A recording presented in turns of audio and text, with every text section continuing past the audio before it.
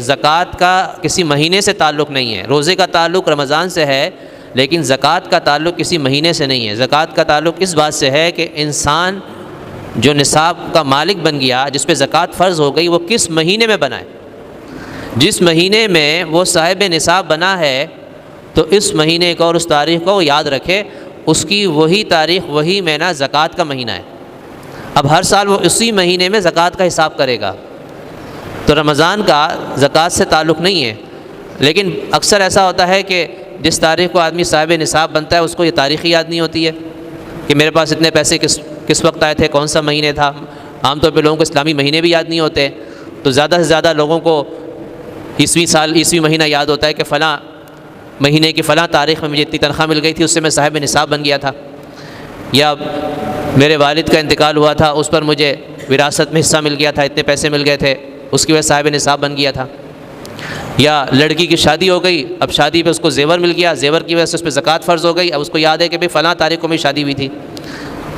تو عام طور پہ وہ اسلامی سال، اسلامی مہینے، اسلامی تاریخ کو لوگ یاد نہیں رکھتے، عیسوی مہینے اور تاریخ کو یاد رکھتے ہیں.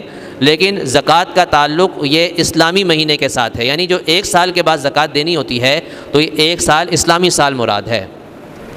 اور دوسرے عیسوی سال میں اور اسلامی سال میں ہر سال تقریباً 10-11 دنوں کا فرق آ جاتا ہے.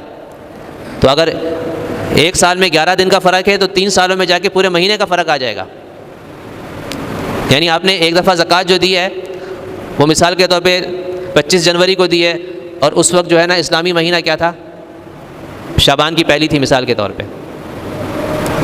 اچھا، اب 3 سال کے بعد آپ 25 جنوری کو جب زکوٰۃ دیں گے تو اسلامی سال کے لحاظ سے وہ شعبان کی پہلی تاریخ نہیں ہوگی، پورا مہینے کا فرق آ چکا ہوگا، وہ پہلی رمضان ہو چکی ہوگی.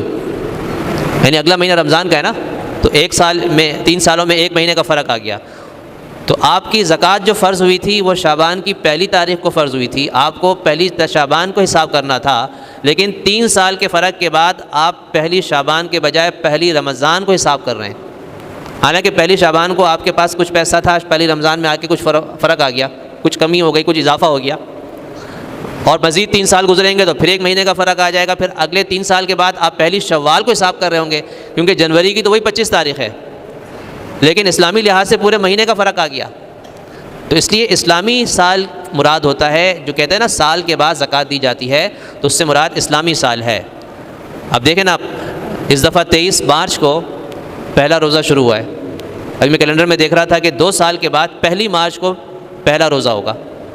یعنی 2025 میں 1 مارچ ایک اندازہ ہے کہ اس کو پہلا روزہ، یعنی پورا مارچ کا مہینہ یہ رمضان میں گزرے گا. تو 2 سال کے بعد کتنے دن کا فرق آ رہا ہے؟ 22 دن کا فرق آ رہا ہے.